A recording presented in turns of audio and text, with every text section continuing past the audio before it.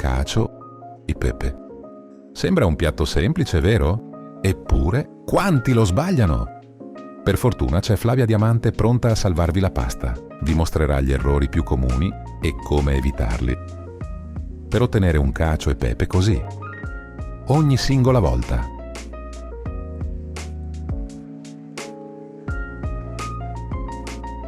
Guardate che selezione di pecorini che abbiamo qui, eh? Dalla sinistra alla vostra destra vedete i pecorini che vanno dal pecorino fresco, questo qui, a un pecorino più stagionato, solitamente chiamato semistagionato, ed un pecorino stagionato, ben stagionato. E se questo non è stagionato a sufficienza,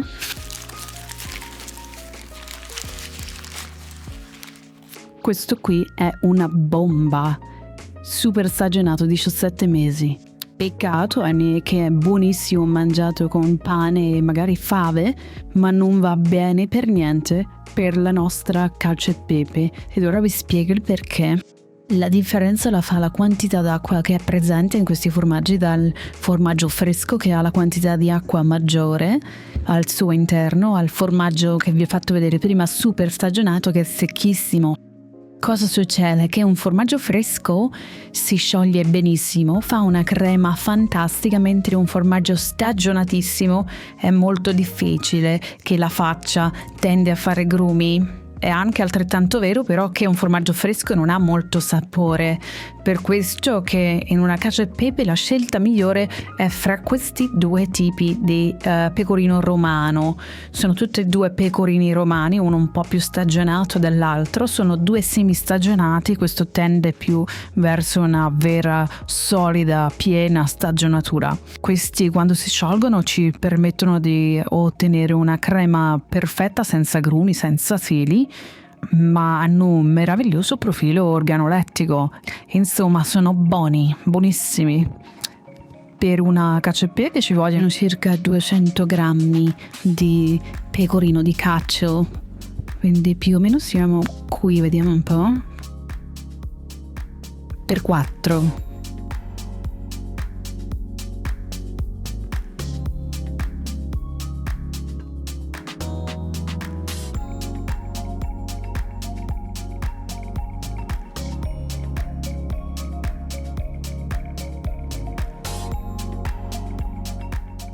Parliamo adesso dell'acqua di cottura, l'altro ingrediente importantissimo in una cacio e pepe. Innanzitutto, quanta metterne? Dobbiamo utilizzare grosso modo la metà dell'acqua che altrimenti useremmo per cuocere la pasta.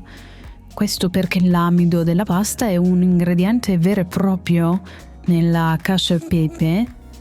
Una precisazione: l'amido della pasta non è un emulsionante, ma aiuta ad emulsionare per azione meccanica tutti gli ingredienti della nostra cacio e pepe, perciò è importantissimo che si selezioni la pasta giusta. Vi faccio vedere qual è.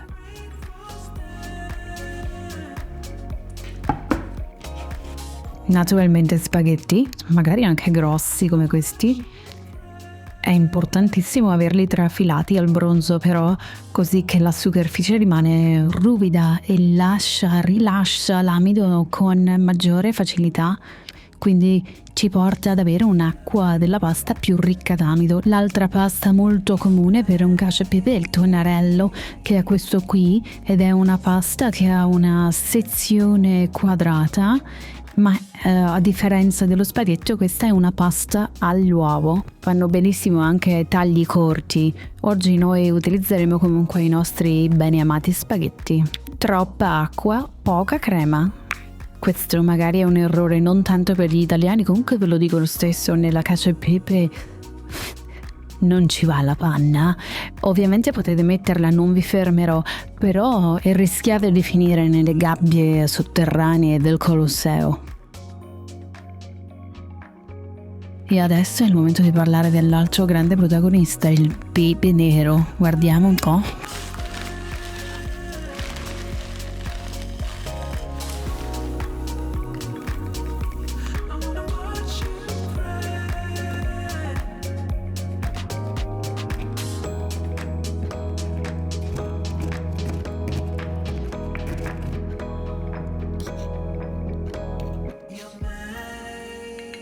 Questo è il nostro pepe macinato fresco, fa un profumo pazzesco e sarà ancora più fragrante quando poi verrà tostato. Guardate la differenza fra questo che abbiamo appena fatto ed uno che invece viene macinato col macinino. Non so se notate la differenza in granulometria e consistenza.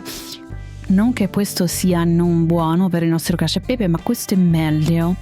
Perché tostare? Perché la tostatura crea nuove sfumature di sapore e di profumo, così come si tosta il caffè, le noccioline o anche le fave di cacao, no? Giusto?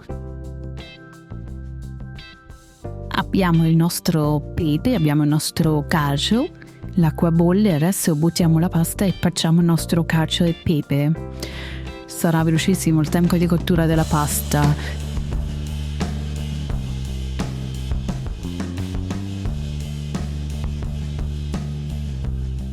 Mentre la pasta bolle noi tostiamo il pepe per mezzo minuto al massimo. Appena sentiamo il profumo spegniamo. Poi utilizzeremo 2 mestoli di acqua di cottura per stemperare il nostro pepe tostato e iniziare a creare una base nella quale poi continueremo la cottura del cacio e pepe. Sempre mentre l'acqua cuoce la pasta, noi prenderemo un mestolo di acqua calda di cottura e iniziamo a crearci la nostra crema al pecorino. Questo pasto è fondamentale, importantissimo per la riuscita del cacio e pepe, perché tempera, per così dire, il formaggio, lo scioglie delicatamente e lo prepara per il caldo abbraccio che poi ci sarà quando la nostra bella crema al pecorino si congiungerà con la pasta in padella. Una cosa importante da ricordare: un pecorino semistagionato ha una temperatura di coagulazione intorno ai 60 gradi, dai 55 ai 60 gradi, quindi cerchiamo di evitare di andare oltre questa temperatura. Se non abbiamo un termometro basta mettere l'acqua di cottura a filo e agitare immediatamente, e poi ovviamente quando uniremo tutto quanto in padella dobbiamo spegnere il fuoco e mantecare velocemente. Poi si impiatta, possibilmente su un piatto caldo, e si mangia immediatamente. Questo è uno dei piatti che devono essere letteralmente cotti e mangiati. A proposito, il cacio e pepe è la madre nobile di tutte le altre ricette classiche romane che vanno dalla carbonara alla matriciana alla gricia, per esempio, no? Flavia ci ha già svelato molti degli errori più comuni. Adesso è il momento di mettere in pratica i suoi segreti. Si comincia con il pepe nero, macinato fresco e tostato per pochi secondi. Poi arriva l'acqua della pasta, bollente e ricca di amido. Un po' finisce nella padella col pepe, il resto viene versato a filo nel pecorino grattugiato finissimo. Versa lentamente, mescola subito.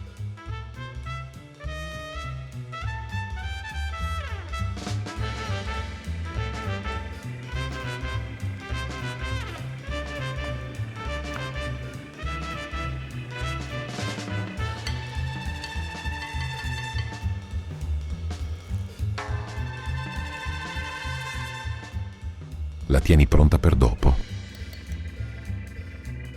Ora entra in gioco la pasta cotta a metà. Finisce nella padella con il pepe e l'acqua. Si gira. Si aggiunge acqua poco a poco, proprio come un risotto.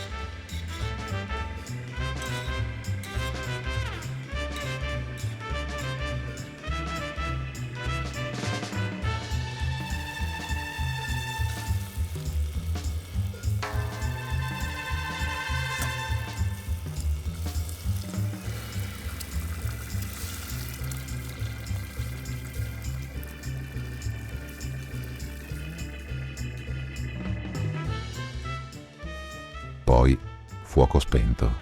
E qui Flavia aspetta 30 secondi. Perché? Per abbassare la temperatura a quel tanto che basta a non far coagulare il formaggio. Basta seguire la regola dei 30 secondi, senza bisogno del termometro. Ci siamo. Entra la crema di pecorino.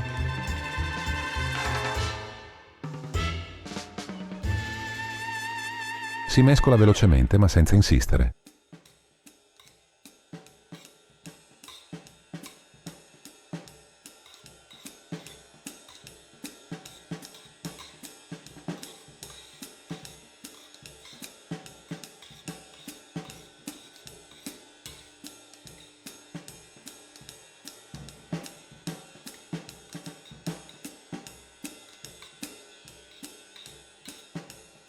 Solo il tempo necessario a rivestire ogni filo di pasta con la sua crema perfetta.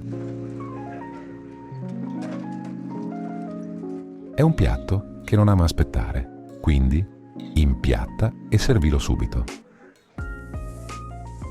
E se Flavia ti ha appena salvato da un'imbarazzante prestazione, fallo sapere ed iscriviti a piatto.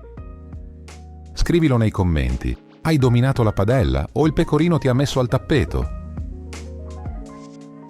E già che ci sei, su via. Scrivilo pure. Flavia lo ha servito freddo. Dai, ti aspettiamo. E ricordati, il mondo ha bisogno di meno grumi e più crema. Gira il video all'amico che crede che basti buttare il pecorino nella pasta.